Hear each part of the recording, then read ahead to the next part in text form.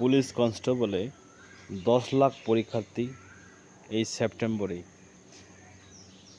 Police constable পরীক্ষায় 10 লাখ প্রার্থীর পরীক্ষা হবে এই সেপ্টেম্বরের মধ্যেই, ইয়ানি কি দুর্গাপূজার আগে। তো এখানে চান্স রয়েছে অনেক ছেলে মেয়েদের যারা এখনও পড়াশোনার সাথে যুক্ত আছে। এই সব ছেলে মেয়েদের এবার সুবর্ণ সুযোগ রয়েছে একজন পুলিশ কনস্টেবল হওয়ার। তো যাই হোক, আপনারা দেখছেন আপনাদের প্রিয় চ্যানেল নীলকণ্ঠ 2, সঙ্গে রয়েছি বিনয়।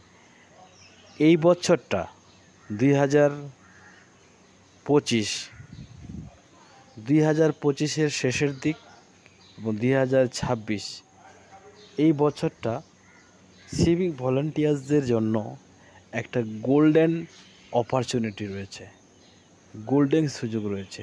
এই বছরে কিছু না কিছু একটা হবেই। একদিকে যেরকম সিভিক ভলেন্টিয়ার্সদের বেতন বৃদ্ধির সুযোগ রয়েছে, অপরদিকে প্রমোশনেরও সুযোগ রয়েছে সিভিক এবং ভিলেজ পুলিশদের। এই বছরটাতেই 9-6 হবে সিভিক ভলেন্টিয়ার্সদের। তো আপনারা যদি এই গোল্ডেন অপরচুনিটিগুলি সুযোগ নিতে চান, তাহলে আপনাদের কিন্তু ডিউটির পাশাপাশি পড়াশোনার সাথেও হালকা পাতলা অ্যাটাচ থাকতে হবে। আর যদি বয়স শেষ হয়ে যায়, সরকার সেটারও ব্যবস্থা করেছে, যদিও ছাড়ের ব্যবস্থা।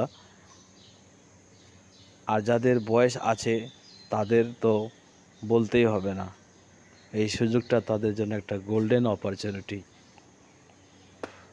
তো যাই হোক, আজকে খুব বিশেষ একটা আলোচনা না করে সেই গুরুত্বপূর্ণ বিষয়গুলি নিয়ে আলোচনা করা যাক। যেরকম আগের কন্টেন্টগুলিতে আমি আলোচনা করেছি, সিভিক ভলেন্টিয়ার্সের 2 পার্ট হবে, জুনিয়র কমান্ডার এবং সিনিয়র কমান্ডার।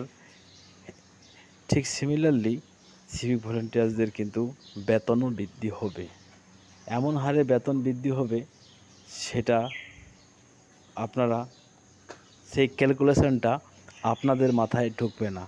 সে 1500 টাকা পার মান্থ বা 1000 টাকা পার মান্থ, এরকম যে আমি এর আগের কন্টেন্টগুলিতে বলেছি, সেই ক্যালকুলেশনটা আপনাদের মাথায় ঢুকবে না। সেটা একজনের জন্য না, সবার ক্ষেত্রেই যদি 1500 টাকা পার মান্থ ভাগ করে দেওয়া হয় কত করে পড়বে সেটা আপনারা দেখবেন। এই ক্যালকুলেশনটা সাধারণত যারা পাবলিশ করে তাদেরই মাথায় আছে, আর আপনাদের মতো বা আমাদের মতো লোকদের এই মাথায় এই ক্যালকুলেশনটা খুব কমই ঢুকবে।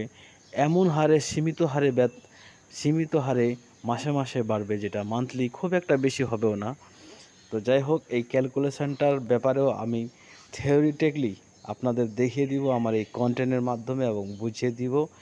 তার সঙ্গে আপনারা ভিডিওটি এই চ্যানেলের সাথে জড়িত থাকবেন। যারা নতুন রয়েছেন চ্যানেলটি সাবস্ক্রাইব করে দিয়ে পাশে থাকবেন, আর যারা পুরাতন অনেক দিন ধরে আছে তাদেরকে অসংখ্য ধন্যবাদ থাকার জন্য। আর আমি কিছুদিন পর